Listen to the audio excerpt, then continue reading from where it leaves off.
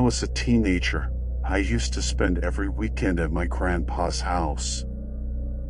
I loved him a lot, and even if my parents had a fancy party to attend on weekends, I would still choose to go to my grandpa's house because I had more fun there. That particular weekend was one of those days when my parents were invited to a friend's house, and my brother Amir went with them, but I went to my grandpa's house. As I am telling you this story now, I am married and a 37-year-old mother. I was 18 at the time, and my grandpa has been deceased for 11 years now.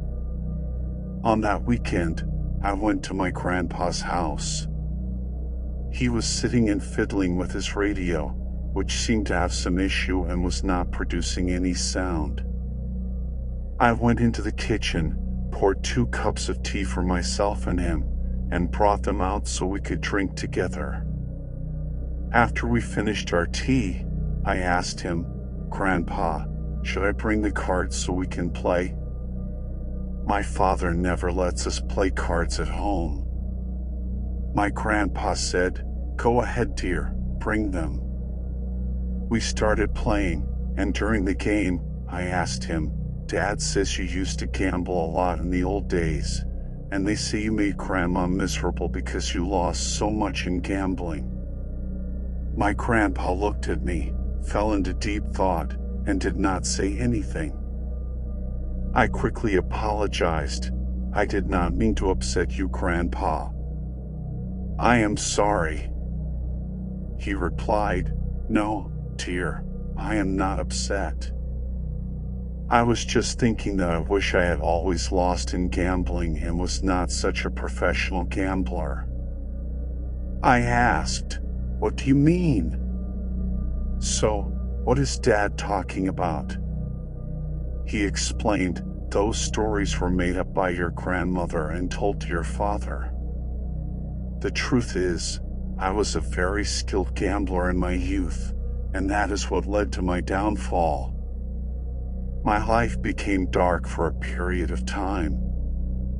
I was puzzled and asked, "Grandpa, how can someone get ruined by winning?" "People who lose are the ones who get ruined." He responded, "Yes, my dear, it is possible." I pondered for a moment and then asked, "Grandpa, can you tell me the full story?" "Please." He looked at me and said, "Yes, dear, I will tell you, but you must promise not to tell anyone." I assured him, "I promise, I will not tell anyone."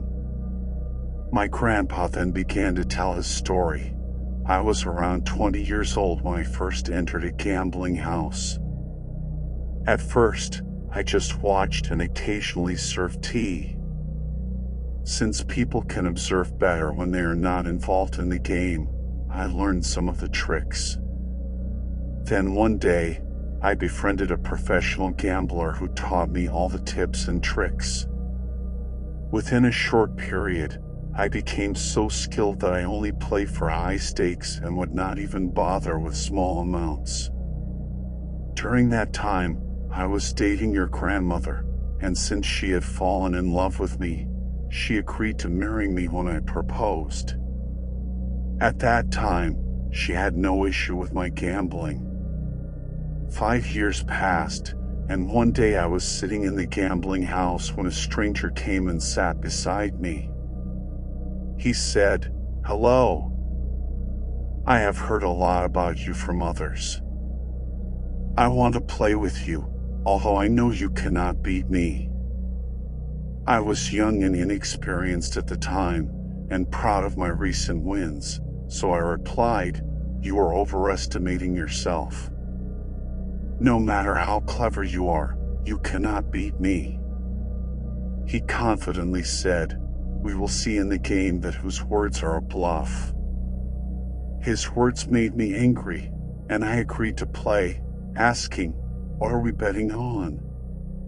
The man said, "If you win, this ring of mine is yours, and if I win, whatever you say." I scoffed at him, saying, "What are you talking about? We bet on houses and farms here, and you want to bet with a measly ring? Get out of here. You are not a real gambler. The man laughed mockingly and said, I knew you would chicken out and find an excuse not to play with me because you know you were going to lose. His words made my ears burn with anger, and I replied, Sit down. I will show you who the real loser is. The man smiled mysteriously and said, This ring might not have much value itself, but it has a lot of sentimental value for me. It is so dear to me that I am betting it because I know I am going to win. His words annoyed me even more, and I became determined to defeat him. We started the game, and as usual, I won. The man looked very upset, hesitantly took the ring off his finger, and played with it in his hand as if he did not want to give it to me. I smirked and said, What happened? You were so sure you would beat me. Let this be a lesson for you not to be so arrogant next time. Now, hand over the ring. The man reluctantly extended the ring towards me, but when I tried to take it, I noticed he was still holding it tightly. I teased him, saying, You seem very attached to it. Is it your lucky ring? Although it did not bring you much luck since you lost. The man responded in a peculiar tone, Do not take the ring. Instead, give me time until the end of the week, and I will bring you double the money for it. I insisted. We bet on this ring, and now it is mine. Suddenly, he leaned across the table towards me and said, Do not think this ring will bring you luck. It is cursed. I lost my temper and warned him, I don't believe in such shits. Give me the ring. He quickly dropped the ring and left, but not before giving me a meaningful look and saying, I will be back tomorrow at 1 o'clock. I advise you to return the ring and take the money instead. Think about it until then. I was filled with pride, kissed the ring, and sent him off with a look that showed my confidence. It was 10 p.m. when I got home, and I heard your grandmother saying, Maron, do not come into the house with your shoes on. Why are you coming home so late? You are a father now. When do you want to stop gambling? The worst thing is that you come home drunk. How long do I have to put up with you? What a mistake I made marrying you. As she was talking, I fell asleep on the couch. In the morning, I called out to Sarah several times from bed, but she did not respond. I thought she must have taken the child and gone to her parents' house again.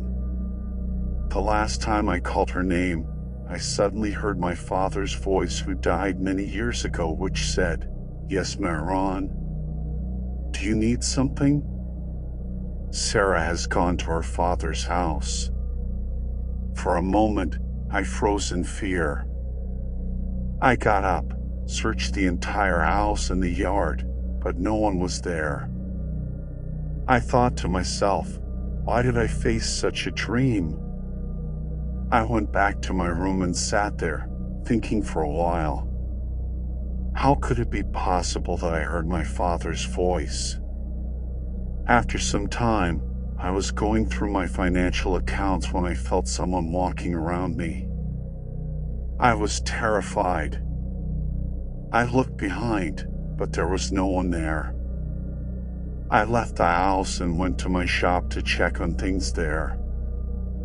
I returned home in the evening, but Sarah was still not back. I thought to myself, why has she not returned yet? Never mind, I will buy her a piece of jewelry tomorrow and give it to her to apologize. I made myself an omelet, ate it, then decided to lie down. I had just started to drift off when I was awakened by the sound of something breaking in the yard. I came out of the room, looked into the yard, and saw a shadow flash before my eyes like lightning. A flower pot had fallen and broken. I thought a thief had entered the house and shouted, "Hey! How dare you come early at night to steal? If I catch you, I will beat you up." As soon as I said this, I heard a scary laugh in my head. It was so real and terrifying that I froze like a statue. What was that? Why did it feel so real? I took a deep breath and tried to overcome my fear. I went back into the living room, but suddenly I noticed that Sarah's framed photo, which was on the shelf, was missing. My blood started to boil and I got pretty angry. I went into the kitchen, grabbed a knife, and ran into the yard, shouting, "Hey, coward! How dare you touch my wife's photo with your filthy hands? Why don't you show yourself?" But no matter how much I searched, no one was in the yard or house. Still, I kept feeling like someone was behind me. Every few moments, I would suddenly turn around, but there was no one there. I was going insane, constantly spinning around. I could hear the footsteps, but every time I stopped, they stopped too. It was truly a terrifying situation. I went back into the house, and suddenly I saw Sarah's photo on the shelf. I froze in fear. The framed photo was exactly in its place. I was losing my mind. Slowly, I approached it and stared at the photo. Suddenly, my eyes caught sight of the ring I had won in a gamble. For a moment, I was confused because I had not put the ring there. It was in my bag. I don't know how, but it was as if someone tempted me to take the ring and put it on my finger. As soon as I did, my body started to heat up. Suddenly, I felt the ring getting hotter, turning red, and burning my skin. No matter what I did, I could not take it off. My hand was swelling, and it felt like the ring was getting tighter and tighter. My mind was not working. I was screaming and shouting in pain. I ran into the yard and plunged my hand into the pool water. I was about to pass out from the pain. For almost 5 minutes, I was in this state when suddenly, the ring loosened and fell into the water. My finger was completely burned and blistered. I told myself I would never put that ring on again, but I was unaware that it is just the beginning of the upcoming nightmare. Well, stay tuned to hear the rest of the story in the next part.